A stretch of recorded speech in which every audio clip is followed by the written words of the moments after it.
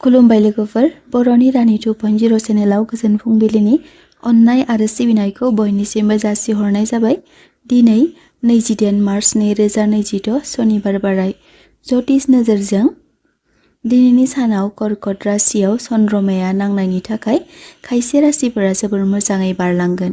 सरासनस्रायै मेष राशि, मिथुन राशि आरो कुम्भ राशिफोरनि थाखाय दिनैनि साना केरियारजों लोगोसे गुबुन गुबुन बिथिङावबो जौगासारनो हानाय जागोन होनना बुंनाय जादों। बेनिखायनो खायसे राशिफोरनि थाखाय एसे एनै सांग्रांथिखौबो फोरमायथिनाय जादों। दानिया जों मिन्थिना लागोन मोनजिनै राशिफोरा दिनैनि सानाव बोरै बारलांगोन बेनि सोमोन्दै। गिबि राशि महरै मेष राशि।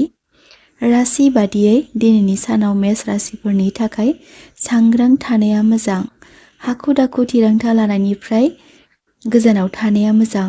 सावस्रि फारसे जोथोन लाखिनाया गोनांथि। जायखिजाया खरसा फारसे मोजाङै सानै हयै नायबिजिरनाया मोजां। आंगोफोरजों गोरोबलायनाया गोनांथि। सावस्रि फारसे ब्याम खालामनाया मोजां।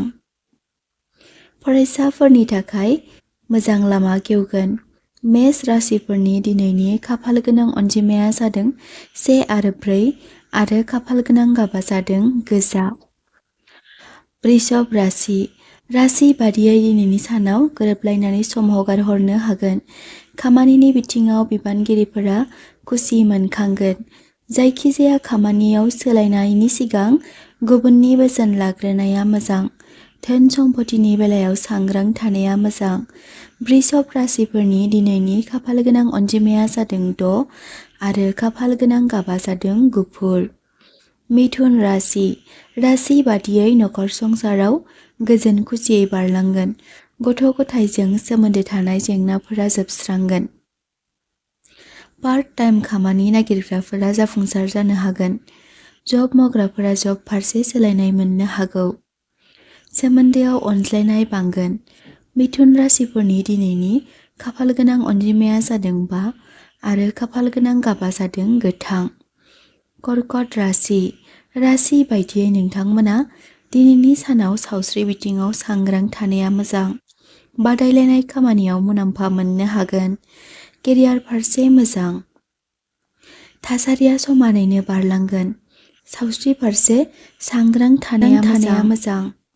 कर्कट राशिफोरनि खाफाल गोनां अनजिमाया जादों 2 आरो खाफाल गोनां गाबा जादों गुफुर। सिंह राशि। राशि बायदियै थासारियाव सुखुनि बिबाङा बांगोन। राजखान्थियारिजों सोमोन्दो गोनांफोरा जौगासारनाय मोननो हागौ। बेफार फालांगियाव मुलाम्फा मोननो हागोन। गोदान बिबान मोननो हागौ। मोजां मोनलायनाय फारसे गोरोबलायना थानाया मोजां। सावस्रि फारसे मोजां। सिंह राशिफोरनि खाफाल गोनां गाबा जादों गोथांस्रो आरो खाफाल गोनां अनजिमाया जादों 1। कन्या राशि। राशि बायदियै गोसोआव फोथायनाय बांगोन। लामा खारथाय सालायनाय समाव सांग्रां थानाया मोजां। खायसे खामानिफोराव सानै हयै थिरांथा लानाया मोजां। रांखान्थियारि सोसननाय फारसे सांग्रां थानाया मोजां। सावस्रि फारसे सांग्रां थानाया मोजां। कन्या राशिफोरनि दिनैनि खाफाल गोनां अनजिमाया जादों 7 आरो खाफाल गोनां गाबा जादों गोथां। तुला राशि। राशि बायदियै दिनैनि साना गोरोबलायनायजों बारलांगोन। खामानि फारसे बिबाना बांनो हागौ। बेफार फालांगियाव रावखौबो मेगन मेसेबना फोथायनाया मोजां नङा। खामानिनि बिबाङा बांनो हागौ। खरसाया बांगोन। सोमोन्दोआरि बिथिङाव धैर्य लाखिनाया गोनांथि। सावस्रि फारसे समानैनो बारलांगोन। तुला राशिफोरनि दिनैनि खाफाल गोनां अनजिमाया जादों 6 आरो खाफाल गोनां गाबा जादों गलाब। वृश्चिक राशि। राशि बायदियै दिनैनि साना गोरोबलायनायजों बारलांगोन। गुबुननि बाथ्रायाव बांद्राय खोमा होनाया मोजां नङा। जब मावग्राफोरा हेफाजाब मोननो हागोन। केरियार फारसे मोजां। नखराव बहानिफ्रायबा मोजां खौरां मोननो हागौ। सावस्रि फारसे सांग्रां थानाया मोजां। वृश्चिक राशिफोरनि खाफाल गोनां अनजिमाया जादों 9 आरो खाफाल गोनां गाबा जादों गोजा। धनु राशि। राशि बायदियै दिनैनि सानाव धोनजों सोमोन्दो थानाय जाथायाव मुलाम्फा मोननो हागोन। मोजां मोनलायनाय फारसे मोजाङैनो बारलांगोन। जब फारसे मुलाम्फा मोननो हागोन। बेफार फालांगियाव लाब मोननो हागोन। मोजां मोनलायनाय फारसे राफोद महर होनो हागोन। धनु राशिफोरनि दिनैनि खाफाल गोनां अनजिमाया जादों 3 आरो खाफाल गोनां गाबा जादों गोमो। मकर राशि बायदियै नोंथांमोना दिनैनि सानाव जब फारसे सोलायनाय मोननो हागोन। नखरनिफोरजों बबेबा धोरोमारि थावनियाव दावबायहैनो हागौ। रांखान्थियारि बेलायाव मोजां। गोबाव समनिफ्राय नांनानै थानाय जेंनाफोरा जोबस्रांगोन। फरायसाफोरनि थाखाय मोजां सान। सावस्रि बिथिङाव मोजाङैनो बारलांगोन। मकर राशिफोरनि दिनैनि खाफाल गोनां अनजिमाया जादों 8 आरो खाफाल गोनां गाबा जादों निला।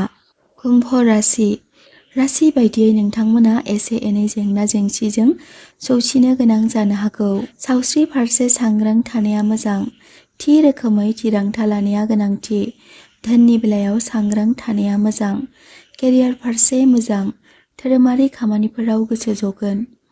कुम्भ राशिफोरनि दिनैनि खाफाल गोनां अनजिमाया जादों 4 आरो खाफाल गोनां गाबा जादों फान्थाव गाब।